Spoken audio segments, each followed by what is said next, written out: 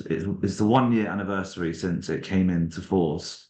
In short, it's a new post-Brexit trade arrangement, which has ultimately sought to address what some, including the DUP, identified as issues with the Northern Ireland Protocol in its original format.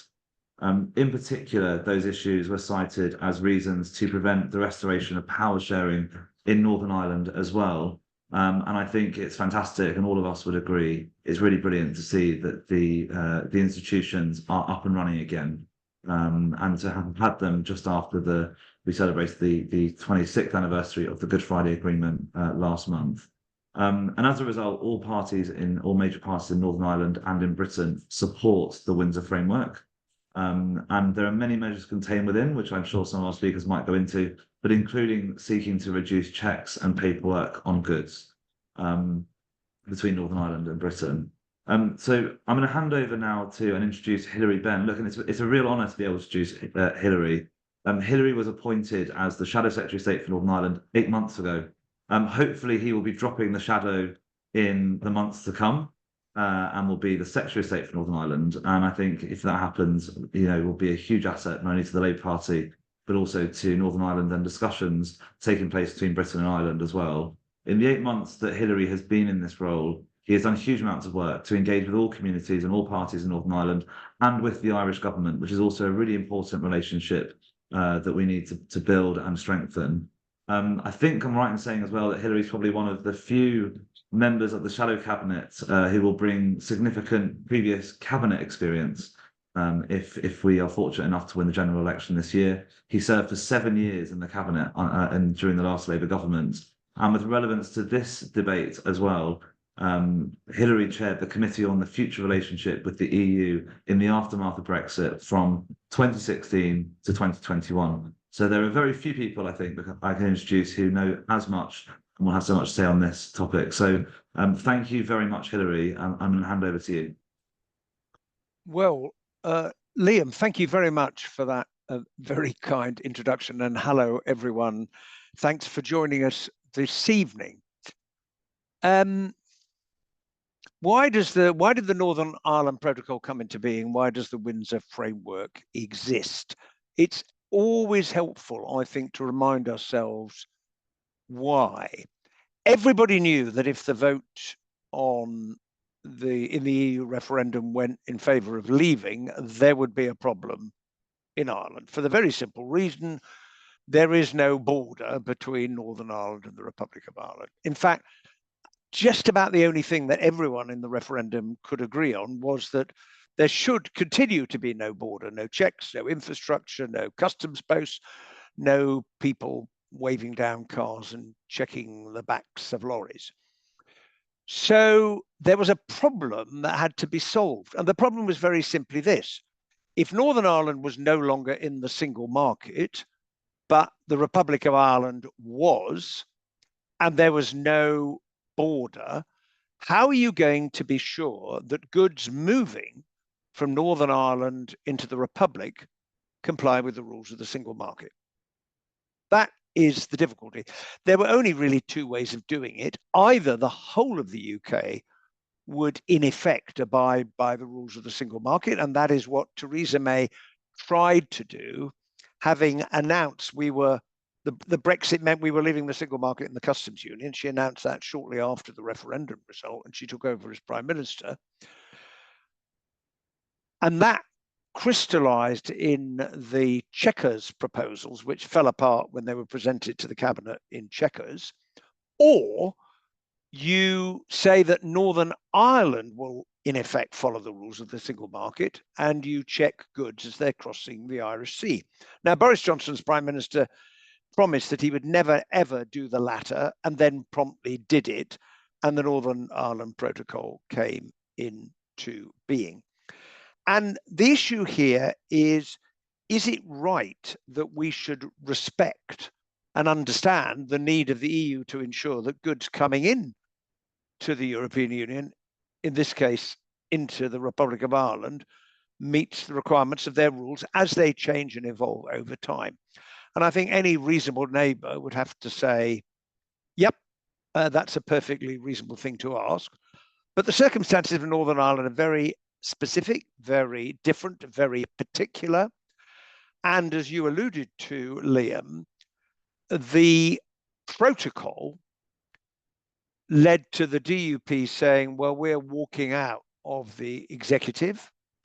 And they stayed out until they came back in January of this year, not after the Windsor Framework was agreed, but after the government decided to implement some further measures to win the confidence of the DUP sufficient to allow them to return to government. And the background is, in the last 7 years, 5 of them have had no government in Northern Ireland at all, none. The Sinn Féin collapsed the government for almost 3 years. The DUP has just done it for 2 years. In each case, they said it was a matter of principle. But it's extraordinary that there's a part of the United Kingdom where there has been no functioning government for that length of time. So the protocol was introduced, and it soon became apparent not only to the DUP, and they left the government for that reason, but to a lot of the rest of us, that the way the Commission was seeking to apply the Northern Ireland Protocol was never, ever, ever going to work in the context of Northern Ireland. Basically, the EU has a rule book. It's a big rule book, and they said to themselves, right, you want the third country border to be where? You want it to be in the Irish Sea. Here's the rule book. Off you go and apply it. What would that have meant? It would have meant that every night, lots of lorries travel from Cairnryan across to Northern Ireland, carrying the goods that will be on the shelves in the supermarkets in Northern Ireland at 9 or 9:30 in the morning when they open. And the EU's opening position was, well, every one of the items in the back of the lorry will require an export health certificate. Well, that could be, 2,000 or 3,000 items, each of them costing £75, £100 each. And these are goods that would only be sold in Northern Ireland. So none of them would be traveling into the Republic, because these are supermarkets that only have branches in Northern Ireland, as does Sainsbury's, etc.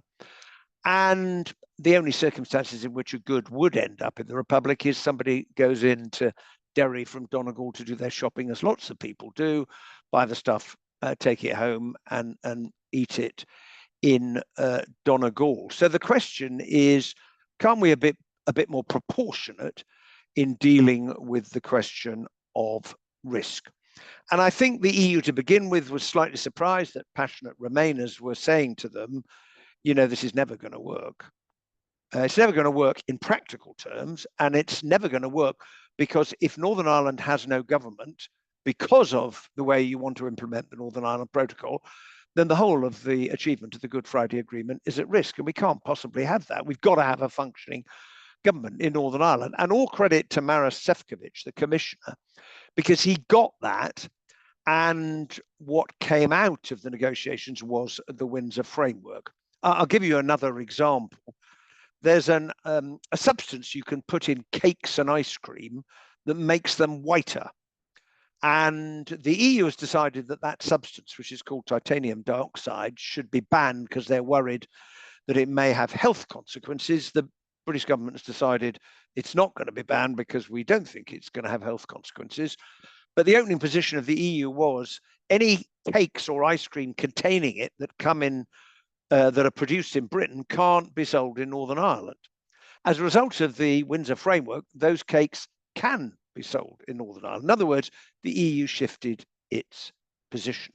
It shifted its position on other things too, like medicines for human health, where the starting point was British medicines going to NHS patients in Northern Ireland wouldn't be able to arrive there unless they had been approved by the European Medicines Agency. The EU realised, after not too much consideration, we can't be in the position of stopping NHS patients in Northern Ireland getting their medicines, so they changed EU law. And the point I'm making in describing this is this EU can show flexibility where there is a willingness to do so, and they did as a result of the Northern Ireland Protocol. And it ended up with 2 lanes, a green lane and a red lane. The red lane is for goods that are coming into Northern Ireland on their way to the EU over the border with the Republic. And the Green Lane goods are meant to be staying in Northern Ireland. And the EU has said we need to have some method of checking on a risk basis those goods to make sure we're confident they're going to stay in Northern Ireland, because the whole of the protocol was based on the concept of goods at risk of going into the EU, and by definition, although unspoken, goods not at risk of going into the EU because they're going to stay in Northern Ireland. So the protocol, allied to with what the government negotiated with the DUP, have resulted in the restoration of the institutions. And like you, Liam, I hugely welcome this because Northern Ireland needs its government. But there are certain consequences that flow from this, which are going to continue to present challenges in the way in which the protocol, as amended now by the Windsor Framework, is operated. For example, labelling of goods. Now, the deal with the EU was for certain products that go into Northern Ireland, they must have a label on the bottom saying not for EU, to point out that those products shouldn't be sold in the European Union. There was objection in Northern Ireland to having those kind of labels only on goods in Northern Ireland, because the DUP said, well, this means that we're being treated differently to the rest of the UK. We're still part of the United Kingdom. So the government has just finished consulting on whether to extend the not for EU labelling to the whole of the United Kingdom, which brings with it other challenges. But we'll have to see how that one works out. We've now got an issue with veterinary medicines, where the EU is saying after the end of a grace period, an extension, any veterinary medicines being used in Northern Ireland will have to go through a particular process to be approved, and they'll have to be tested in the EU. And the Ulster Farmers Union is really quite anxious that a number of medicines they've relied on to treat animals for years may no longer be available as a result of this. And therefore, there's a negotiation going on as to how we can work through this. It's a sort of equivalent of the human medicines. There are new EU rules coming in, which will have an effect on the rules that operate in Northern Ireland. And there are two classes of rules. One is those that relate to the schedule of items in the Northern Ireland Protocol as amended by the framework. And these are the things that the EU and the UK agreed are the rules which need to apply in Northern Ireland to provide assurance to the European Union. They're known as Schedule 2 in the jargon. And then there are other new EU rules that are being adopted, which may apply in Northern Ireland. And part of the Windsor Framework was the government negotiated something called the Stormont break, where if Northern Ireland and the British government felt it isn't really appropriate to do this, a break could be pulled. And in other cases, the Assembly in Northern Ireland has to pass what's called an applicability motion, where they're saying, yes, okay, this new rule will apply in Northern Ireland. Now, it's complicated, and I apologize for the detail in this introduction. The point I'm really trying to make is that it's not over yet, because new issues will arise and new difficulties may emerge, and that may impact on the politics of the European Union. One of the ways to solve a number of those, and I'll finish on this point, is if we could negotiate a veterinary SPS agreement, a phytosanitary agreement, which would deal with plant and animal health. Because a number of these checks and rules are because the EU says, our rules are changing all the time. We have to be sure that the goods coming in to Northern Ireland, which may come into the Republic, comply with our rules.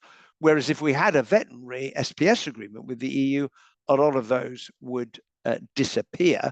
And that is something that Keir Starmer, Nick Thomas-Symonds, David Lamb and the others have said we wish to negotiate if we win the election and form the government, as part of building a new but different relationship with the European Union. Now, that will not be without some challenge and some difficulty, but the problem the government has got is that they think the EU deal is perfect and they have nothing to say about how we might improve the relationship in the future. And the Labour opposition has got lots to say about how we might do that. And I hope that is a helpful overview for the discussion we're about to have. Thank you, Liam. Brilliant. Thank you very much, Hilary. That was, a really thoughtful and insightful perspectives there on the Windsor Framework and kind of where we've got to in the past year. And I think, reflecting on some of what Hilary said there, this does have wider implications. This is more than a trading arrangement. This does have implications for power sharing in Northern Ireland. And actually, if we think this year, 26 years on from the Good Friday Agreement, for 13 of those years, Northern Ireland hasn't had power sharing. And the impact of that is felt in the health service, in jobs and the economy. And that's why this is so important. And, I think you mentioned there Boris Johnson promised something as Prime Minister and didn't deliver it. Well, I think that's, there are quite a few examples of that during his time. Before I introduce Claire as well, I just want to say a quick hello and welcome to some of my fellow parliamentary candidates. This year I'm standing to be the parliamentary candidate for Beckenham and Penge. You are very welcome to come down and campaign with me anytime you'd like. I thought I'd make a plug there. But we're also delighted to see two other PPCs on the call this evening, at least two others. And that's the Phil Brickell in Bolton West, I can see on the call this evening. Hello, Phil. And Jackie Jones from Ceredigion Preseli. I hope I haven't offended anyone with the pronunciation there in Southwest Wales. So welcome, both of you. And I can see Leslie Skipper as well. And Leslie was instrumental in the recent by-election win in Kingswood. So welcome to Leslie as well. And welcome to everyone who's joining this evening, wherever you're dialing in from. And the election this year, I know Labour Movement for Europe are doing fantastic work to support candidates there as well. So Claire, I can see, is on the call. And it's a real privilege to be able to introduce Claire Hanna, who is the MP for Belfast South and the SDLP MP for Belfast South, and has been since 2019. And the SDLP, as you will know, are one of our sister parties on the island of Ireland, part of the Party of European Socialists. If you've been to any of our events at conference, either the Labour Party Irish Society or the Labour Movement for Europe, you will undoubtedly have come across Claire in recent years. We're really proud to be members of the Party of European Socialists, and Claire, I always find, provides one of the most nuanced and thoughtful positions on this, and particularly as an MP for years during the Brexit debate, there was no other voice bar the DUP, and I think that diversity of opinion and representation of that has been critical since her election in 2019. So Claire, thank you very much for joining us, and I'm going to hand over to you. Thank you very much, Liam, and apologies I'm a little late. I was coming from a Westminster Hall debate, and I am therefore on my phone because I didn't manage to get my machine booted up, but I hope the quality is okay. Thank you very much for the invitation, and to Labour Movement for Europe generally, and Liam specifically, for keeping focus on these issues during the very turbulent Brexit years, 8 years next month. We've all been talking about this. I often wonder, imagine if we had put all that brain power and capital and bandwidth into solving many of the actual problems that existed in 2016 and still do. But at times, the issue, particularly the issue of Northern Ireland, risked being kind of clouded out in ideology, and we really appreciate Labour Movement for Europe's help, and as I say, Liam specifically in amplifying our voice over the years and getting us to this much better place that we're in. So as Hilary outlined, the framework has arrived at a sort of a semi-settled place on a lot of the technical issues about the movement of goods, and it's important to remember that it is, as the name implies, a framework. It's not just a static point in time. This is what we agree on every single issue. It is a set of kind of an architecture that allows us to triage different issues and I suppose respond in a rolling fashion. The big win of the Windsor Framework is that we're not talking about it morning, noon and night. And that is what has been so injurious, certainly in Northern Ireland, the fact that the toxicity of Brexit was really all we spoke about for a very long time. The Good Friday Agreement was about not having to focus on things like sovereignty and borders and whether you look to London or whether you look to Dublin. And this debate has meant that was the focus of our everyday politics, and that has been very negative, as well as the kind of cross UK impacts of the power imbalances it exposed and some of the maniacs that it put into power. So anyway, glad to have that cessation of hostilities and I suppose taking certainly the Democratic Unionist Party out of the campaign of seeking and amplifying every single friction that was out there. And that was a big part of the problem.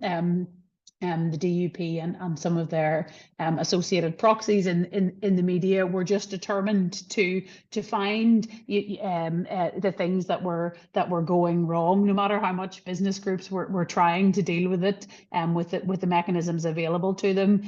You'd wake up one day and we'd be talking about the impossibility of getting budgies across the Irish Sea, or different types of sausages, and some of these quite surreal things that became hyper focused. So it has got us into that better place potentially for Northern Ireland, and I'm always anxious about bragging about our dual market access to people in England, Scotland and Wales, because I know that Welsh lamb farmers and Scottish seafood producers would love to have the access that we have both to the UK and EU single markets, and they should be able to, but it does represent one of the first economic unique selling points Northern Ireland has had for many years, and I hope that in the coming years it is something we can properly harness now that we have stability, and if we pair it with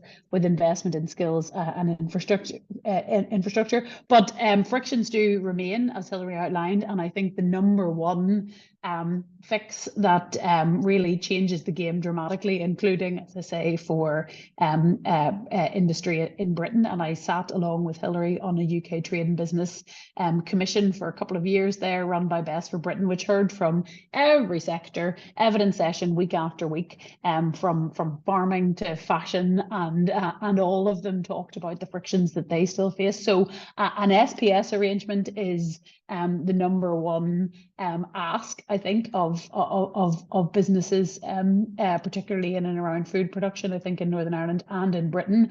And that's the type of thing we need to be thinking about now, and not on the other side of an election. We also need to just think for I think this was always the case, but I think the last several years has reaffirmed the need to focus on our near markets, whether it's climate change, whether it's wider food security issues, some of the complications in global shipping routes, and all of those reasons. It has always made sense that in food we're focused on the 500 million consumers that share this continent with us, and I think a reorientation on that makes sense for all of the businesses. Other issues left to fix are, and some of this is in tone, primarily, is the acknowledgement and the levelling up, for want of a better word, of the all island economy, and the understanding of the all island economy in the latest iteration of the document and the deal.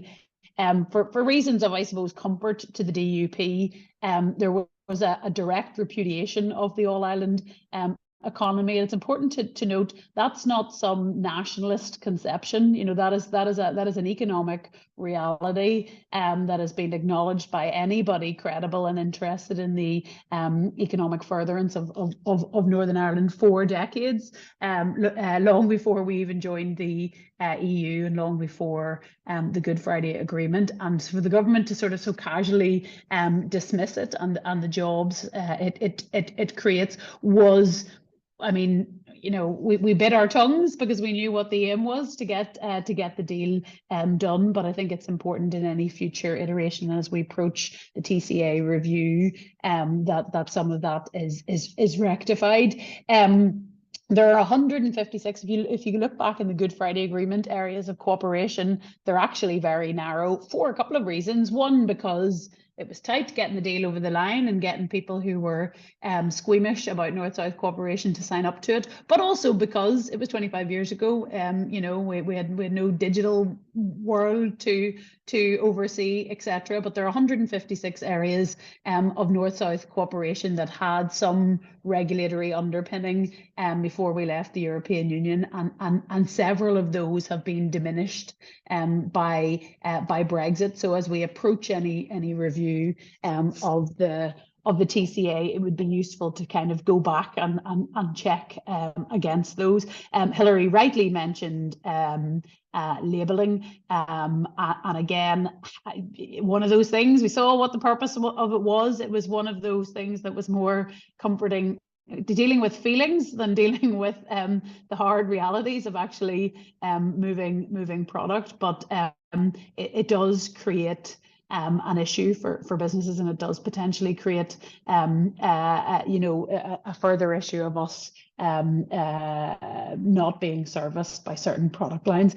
And also in a review, I mean, we've yet to see just how disruptive it can be. The Stormont break was another SOP to the DUP that in practical terms just keeps a bit of a gun on the table, really. If we're saying to businesses, come and invest in Northern Ireland, it's great you have this dual market access and all these other things, but by the way, your regulations are subject to the whim of a pretty irrational assembly, and it also creates a risk that even if, and to the credit, and particularly to the credit of Gavin Robinson, who's a sensible guy, who's the new leader of the DUP, who's trying to make it work and trying to make the assembly as straight and narrow as he can. But if that mechanism exists, the sort of little industry that exists around in fringe unionism, every time a regulatory divergent comes up, whether it's, you know, the metal and fillings is the latest one, or whether it's those little bits of rubber that anybody who has kids, your kids' sports bags in the back of your car filled of and pitches, they're the latest regulatory hitches. But every time one of those comes up, there's going to be a kind of a drumbeat of pull the brake on the DUP while that mechanism exists. So there's been a couple of sort of aspects of trying to test it, but if we refine that does, I mean, nobody disagrees with designing in much more consultation and horizon scanning for the Northern Ireland Assembly. But if you're saying to businesses, come and invest, but actually you can't do a 5-year plan because the regulations might change,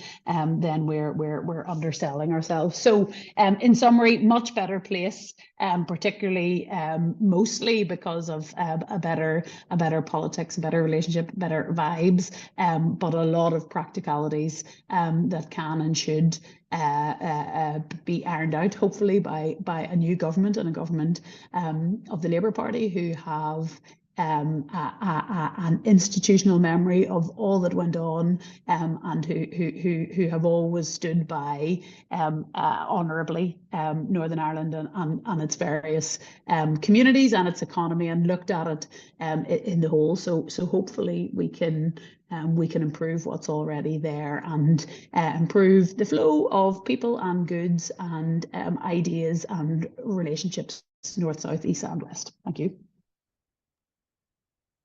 Thank you very much, Claire. That was brilliant. And also, you mentioned a Labour government, and just want to give another little shout out as well to Lynn Thompson, who's joined us, who's our parliamentary candidate for Aberdeen North in Scotland, and also, one of the candidates working hard to try and secure the Labour government this year.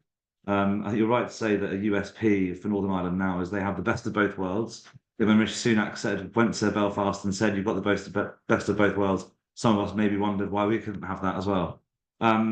Look, we've got about 25 minutes left. We're going to finish very promptly at 8 p.m. So 20 to 25 minutes max for the question and answer session. And therefore, I'd ask you if you could keep questions fairly succinct so we can get through as many of them as possible. So if you raise a hand on here, I'll be able to come to individual people.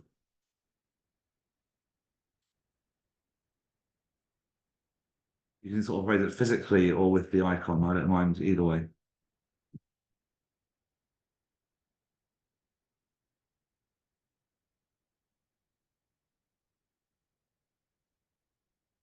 So Sandy, Martin. Yeah, okay. Somebody needs to break the ice. I think this is a question for Hilary and for Claire. Presumably, there are still going to be some restrictions on goods that can travel from Northern Ireland to the Republic. But are there going to be any restrictions on goods traveling from the Republic into Northern Ireland? And are those going to be of a similar nature? Because if not, is there not a real possibility that gradually over time, it will be easier and easier for people in Northern Ireland to get goods from the Republic than it will be for them to make it economically viable to have them from the rest of the United Kingdom? Thanks very much, Sandy. I don't mind who wants to go first with this. Hilary, do you maybe want to, or Claire? Yes, Sandy, thanks very much. Yes, there are some restrictions. I mean, I'll give you a practical example. If you grow seed potatoes in Scotland, you can sell your seed potatoes to a grower in Northern Ireland as a result of the Windsor Framework. You can't, however, sell your seed potato to a garden centre in Northern Ireland, and you can't buy a seed potato from Scotland by post if you live in Northern Ireland.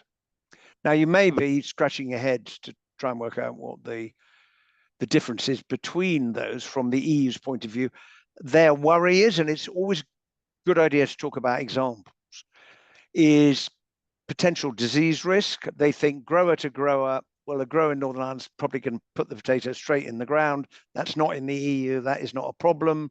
But if someone buys it as a garden centre, they might take it into the Republic, or the same could apply to a seed potato grown by post. So this is partly about providing reassurance to the EU that the things they're really worried about don't come to pass.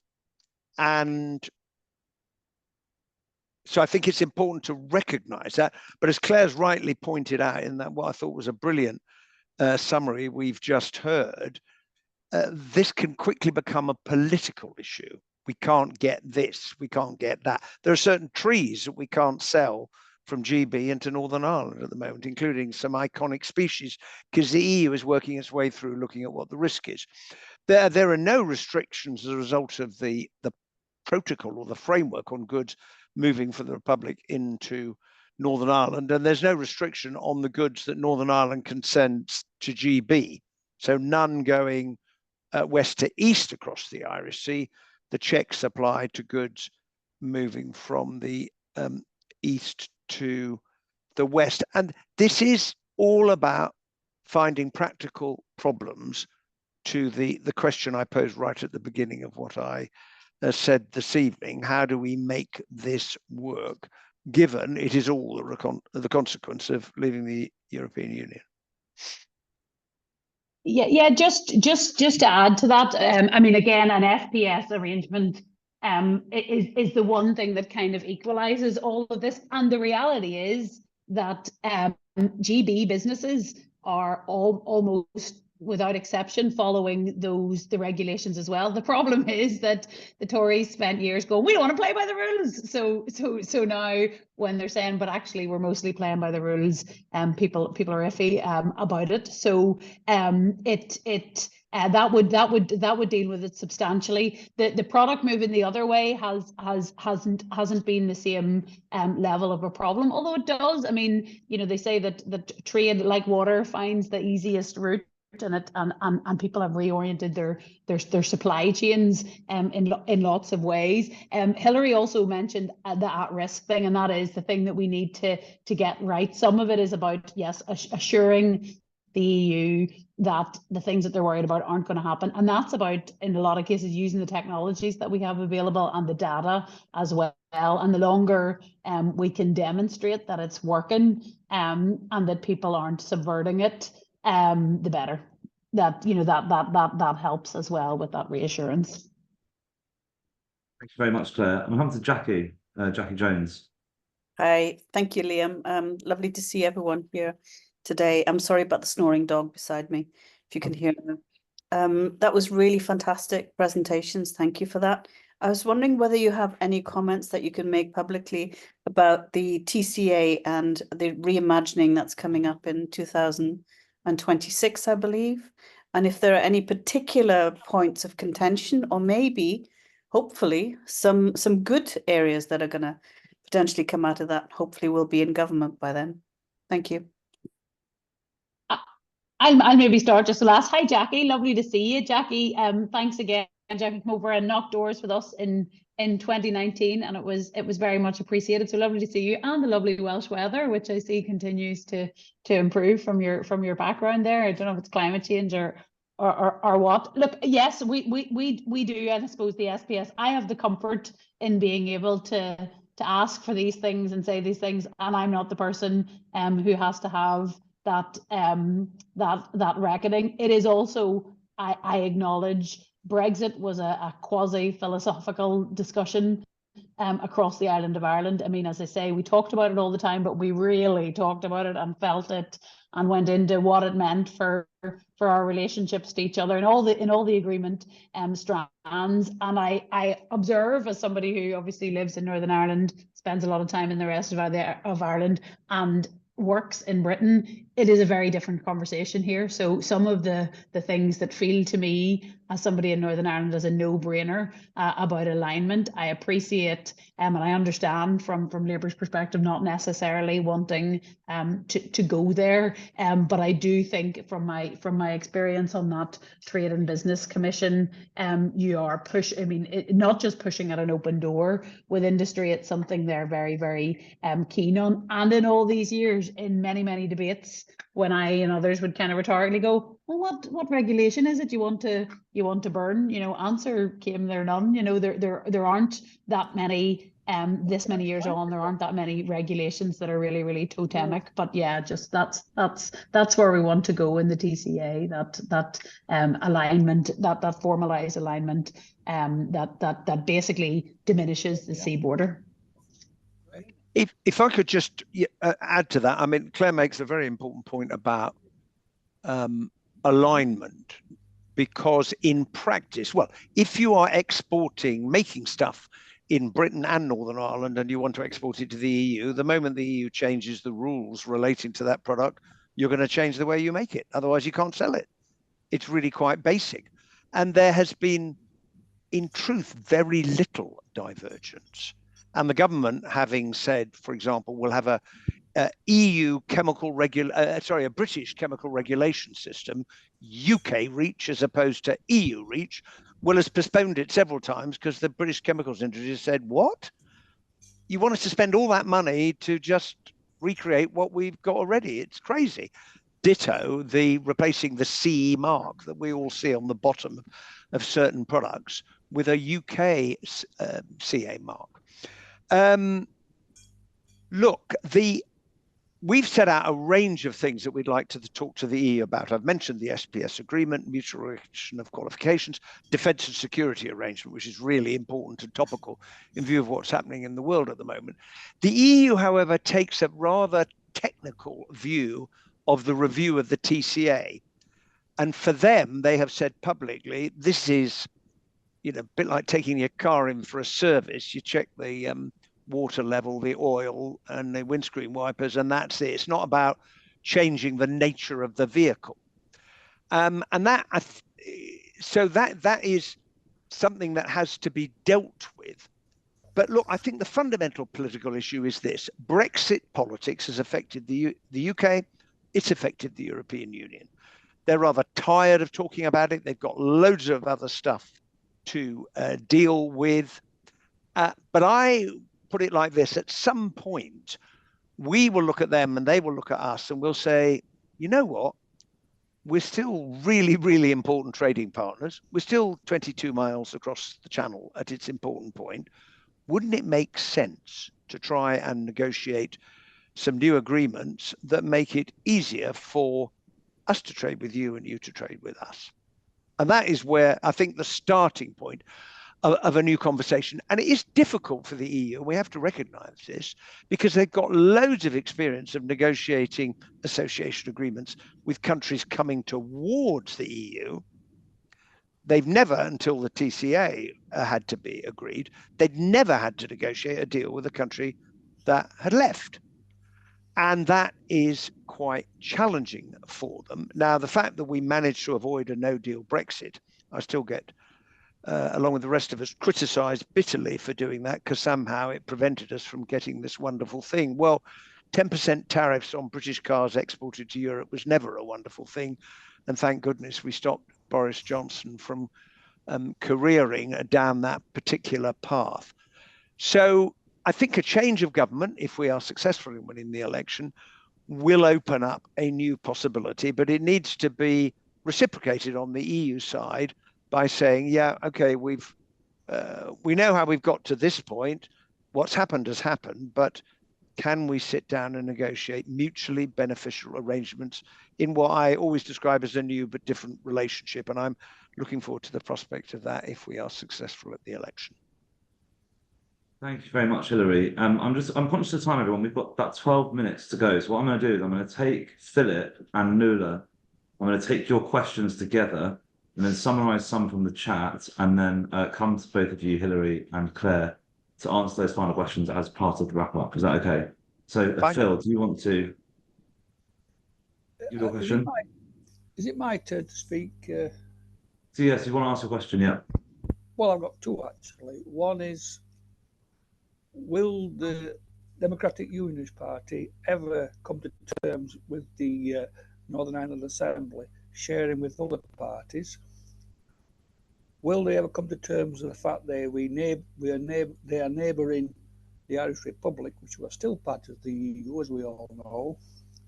And the question for Hilary, if I may be so bold as to ask him, if the Labour Party is fortunate to form a government, could we negotiate some kind of better relationship with our European neighbours and not this nonsense we're going through at the moment? Thank you very much, Philip. And Nuala, can I ask you your question, please? Just bear with me a moment while I unmute myself. Thank you very much, Liam. My name's Nuala O'Neill and I'm in Croydon East CLP. And interestingly, just down the road from you, Liam, so we may well come over and pop a few leaflets through doors for you, as you're only 10 minutes away. I'm a PhD, well, shortly to be a PhD student at Birkbeck College. I'm just finishing my master's degree in political science.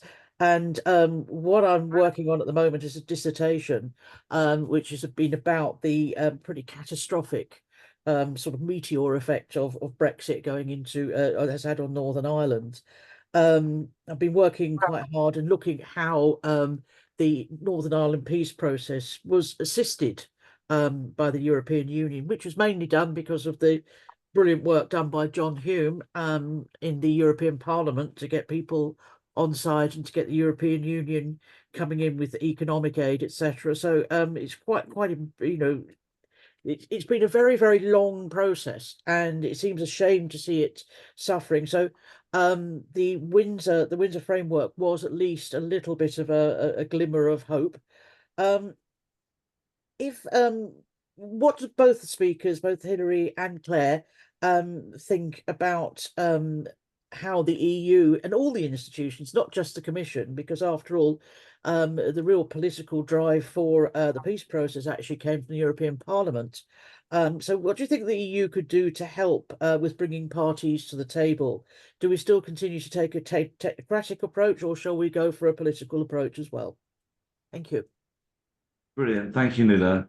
So look, maybe sort of divide some of those questions actually, and maybe Claire, if I can come to you first. One of the questions we had from Phil was about the DUP and their kind of approach to politics in Northern Ireland, with both Britain and with the Republic, and also then Nuala's question on the EU and what they can do actually to sort of facilitate better relationships.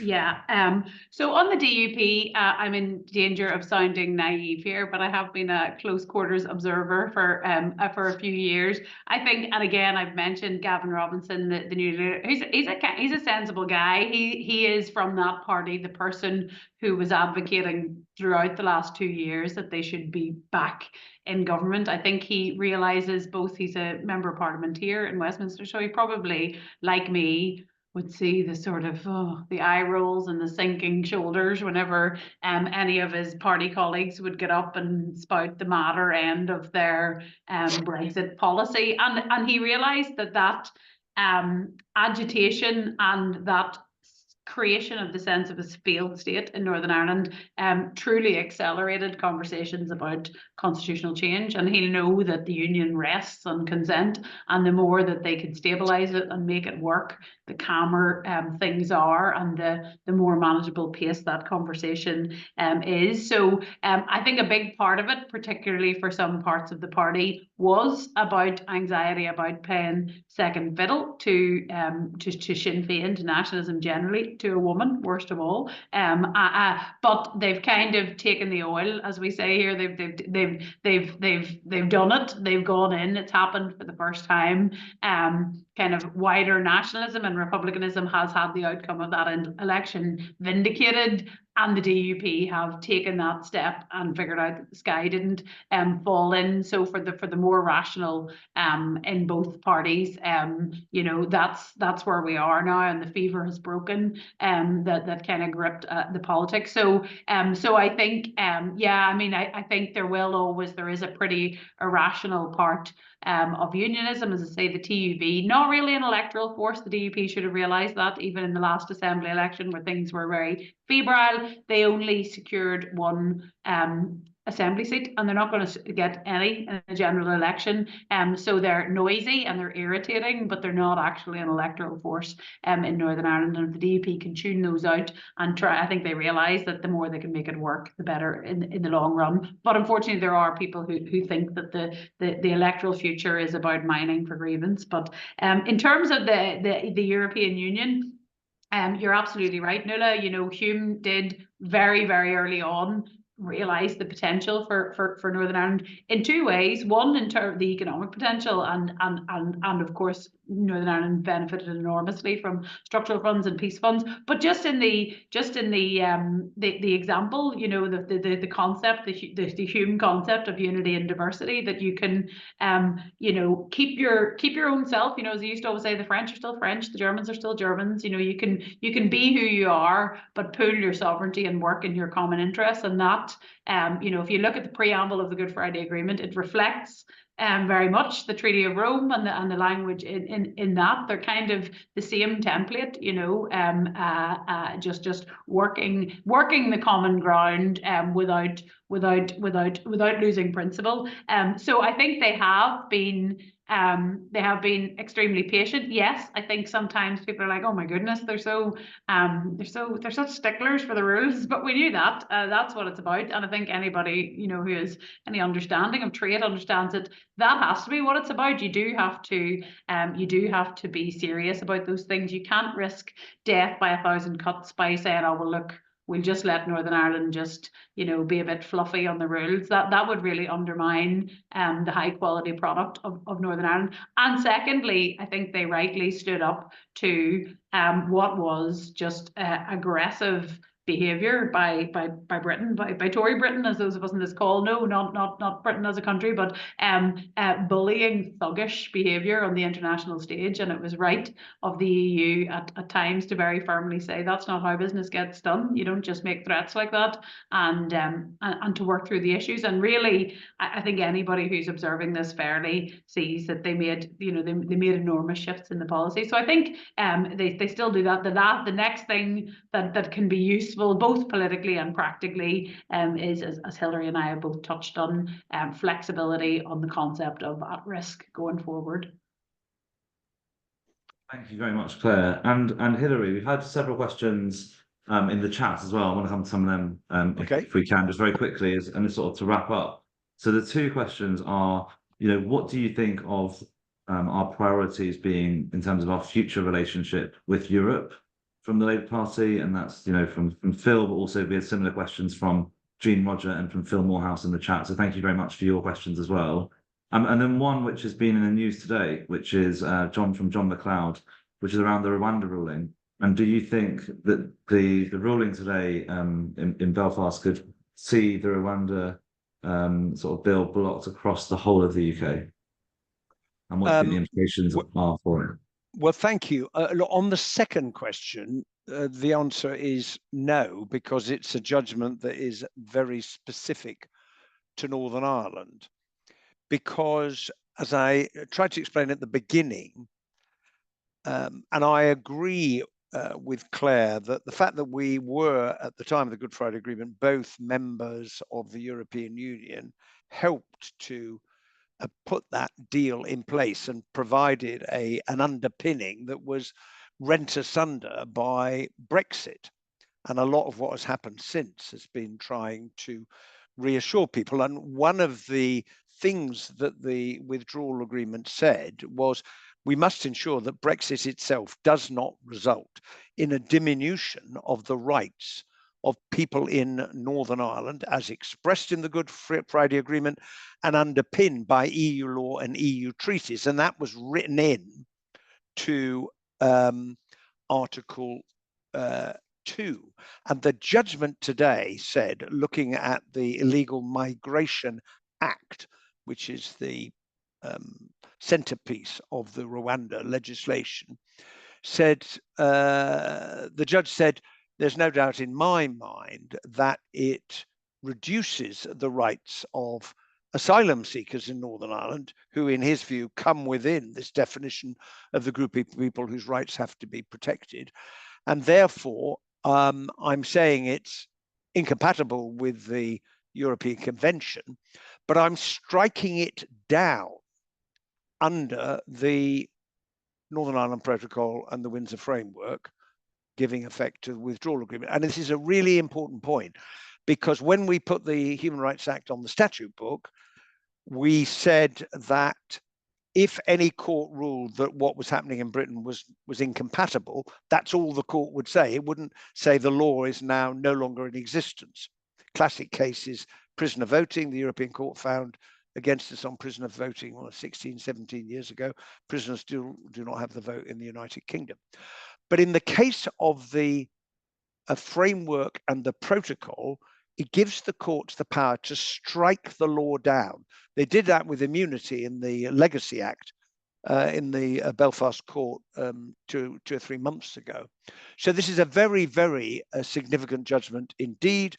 I think there's no doubt that the government is going to appeal against it. So the matter will now move to the Northern Ireland Court of Appeal. And I think all of these contentious legal questions will ultimately end up in the British Supreme Court. And finally, to you, Phil, just your point about can we have a better relationship? Well, yes, we can, to quote somebody rather more famous. And I did set out some of the priorities which Keir and others have put out there, having made clear what our policy is on rejoining the EU, Single Market Customs Union, and saying we're not going to do that. And it opens up the space to talk about SPS agreement, mutual recognition of qualifications, and defence and security, where the EU was astonished that the Tory government didn't want an agreement on defence and security and foreign policy arrangements. They couldn't understand it. I couldn't understand it either, because recent events have demonstrated exactly why we need to be working closely with our European friends and neighbours. And when Russia invaded Ukraine, it didn't matter whether you were in the EU or not in the EU. The whole of Europe turned up and said, blimey, what are we going to do about this? And you've seen Europe working together in a way that has never happened before to give support, including material weapons, to Ukraine to help it resist the Russian invasion. Thank you very much, Hilary. And look, we've come to the end of the hour. I think we're actually bang on time. And so we're going to sort of wrap it up there. But it's been a really brilliant discussion. Thank you again to Labour Movement for Europe for organising this and for the events they put on, in particular to Joe and Mariana from LME, to Stella, Giampi and the team. A huge thank you to our brilliant speaker this evening, Hilary Benn and Claire Hanna, and for some really thoughtful and insightful contributions on a range of topics. I think the next event coming up is on the 6th of June. I think I'm right, at 6:30 p.m. is the next in the sort of online series, and that's with Alistair Campbell to discuss Europe and our future with Europe. So please keep an eye out for that in your inbox, and I hope you all have a great evening and see you soon.